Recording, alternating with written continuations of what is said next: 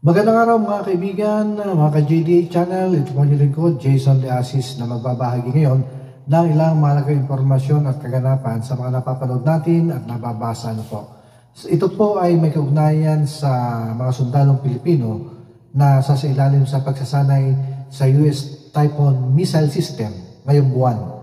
Ang sistema ng Typhoon Missile ay unang dinala ng mga persang militar ng Estados Unidos sa Pilipinas noong Abril na nakarang taon bilang bahagi ng balikatan o shoulder-to-shoulder military exercises. Mula noon, nanatili nito sa bansa, bagay na ikinagalit ng China na paulit-ulit nang nananawagan para sa pag-alis nito.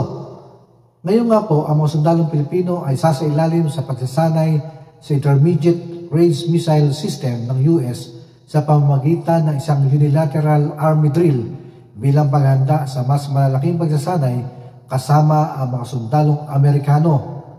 Ang mga launcher ng Typhoon Missile System ay inilipat sa isang bagong lokasyon sa Pilipinas, ngunit hindi ito isinisiwalat ng mga opisyal. Ang Tomahawk cruise missile na ginagamit sa mga launcher nito ay may kakayahang tamaan ang mga target sa China at Russia mula sa Pilipinas. Samantala, ang SM-6 missile na kasama rin ito ay maaaring tumama sa mga target sa himpapawid o dagat sa layong mahigit 200 kilometro. Ang pagsasanay ay nakatutok sa payload delivery system upang ipakita ang kakayahan ng Typhoon Missile System. Subalit binanggit nga po nila, wala daw po live fire exercises na isasagawa. Habang narito po ang mid-range capability o MRC, sinasamantala rin daw ang pagkakataon upang masanay ang mga sundalo sa mga bagong teknolohiyang ito. Noong nakarang taon, ipinahayag ng Pilipinas ang interes nitong bilhin ang mga launcher na ito bilang bahagi ng modernization program ng militar na bansa. Ayon nga kay Philippine Military Spokesperson Francel Margaret Padilla, kasalukuyan nang inihanda ng itong Balikatan 2025 na inaasang maging isa sa pinakamalalaking military exercises sa kasaysayan ng Pilipinas. Ano nga ba ang kahalagahan nito at pagsasanay sa Typhoon Missile System sa Pilipinas? Ang balikatan, mga kaibigan, at ang pagsasanay ng sundalong Pilipino sa Typhoon Missile System ay napakahalaga para sa seguridad at depensa ng ating bansa. Ano nga ba yung mga mahalagang benepisyo?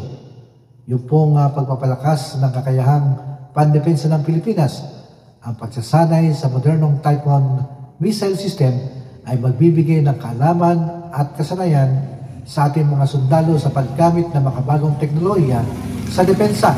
Mas mapapalakas ang kakayahan ng sandatang lakas ng Pilipinas sa pagprotekto sa ating teritoryo, lalo na sa harap ng mga banta sa ating ekonomiya.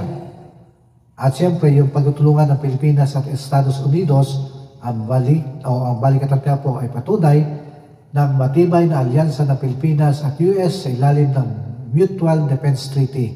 Ang patuloy na kooperasyon sa pagitan ng dalawang bansa ay nagpapalakas ng seguridad at pagbibigay ng suporta sa Pilipinas sa panahon ng kagipitan o banta mula sa ibang bansa.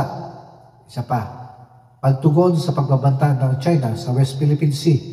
Sa gitna ng agresibong pagkilos ng China sa West Philippine Sea, mahalaga ang pagsasanay ng ating mga sundalo sa makabagong sandata upang mapanatili ang kalayaan at soberenya ng bansa.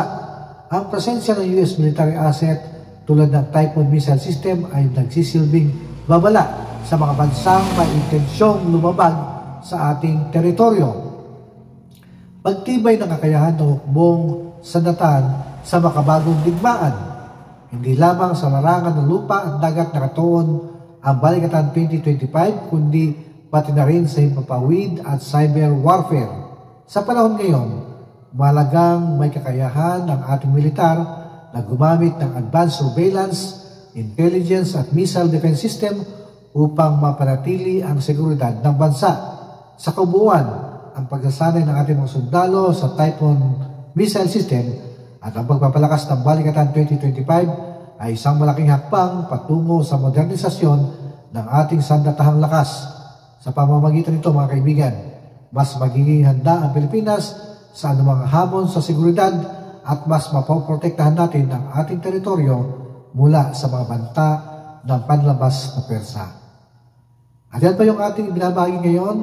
Ito po muli, Jason De Asis sa JDA Channel. Ugaliin tumutok.